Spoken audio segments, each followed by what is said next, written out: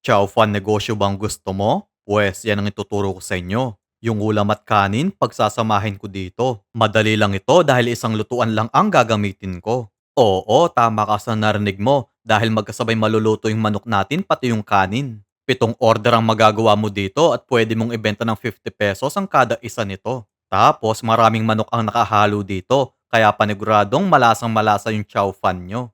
Kaya kung gutom na kayo, wala nang intro-intro, simulan na natin to.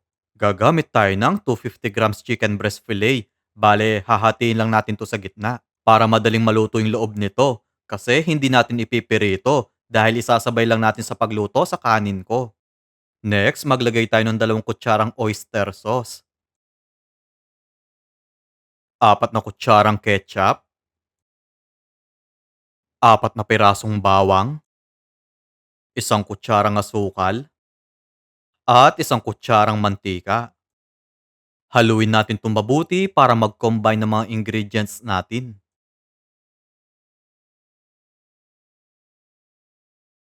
Next, ilagay na natin yung manok dito. 1 oras ko lang imamarinate dito. Pero kung gusto nyong malasang malasa, overnight na lang ang gawin nyo. Mas maganda talaga kung gabi ibinababad dito para kinabukasan kapit na ang lasa dito. Next, maghiwa tayo ng dahon ng sibuyas pampaganda sa ating kanin. Tapos 2 kutsarang mantika ang gagamitin ko. Igigisa kasi natin yung 1 kutsarang buto ng atswete dito. Dahil ito ang gagawin natin pampakulay sa ating kanin. At syempre, yung mga buto kailangan tanggalin.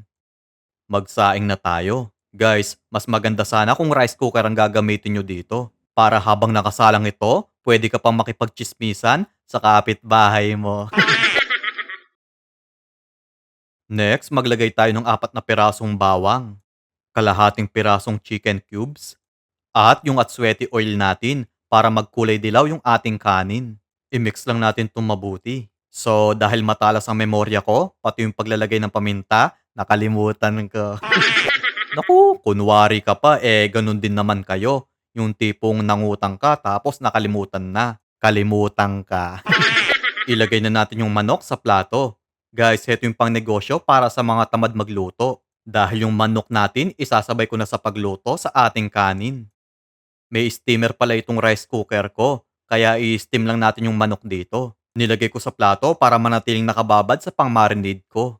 O di ba ang bilis lang, luto na agad yung manok ko, pati yung kanin natin dito. I-mix lang natin para maging even ang kulay nito. So, okay na to. Next, himayin na natin yung ating manok. Tapos, itatoppings natin to sa ating kanin. Then, yung bell pepper naman. Guys, mainit pa yung kanin ko dito. Tapos, dahon ng sibuyas ang ilalagay ko. Pwede din kayong magdagdag ng ibang pampalasa nyo dito. Kayong bahala kung gusto nyong palitan yung manok. Pwede kasing siomay or hotdog ang ipanghalo nyo.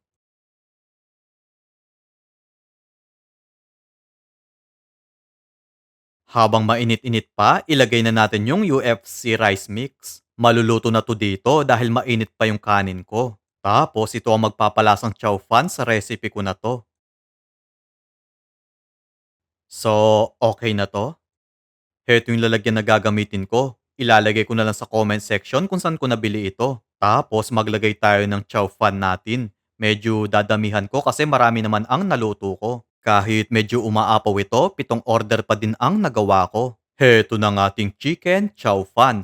Try nyo na din ang recipe na to na pang negosyo. Pwede mong ibenta ng 50 pesos ang kada order nito. Maraming salamat po sa inyong panonood. Ingat po kayo palagi and God bless. Bye-bye. Bye-bye.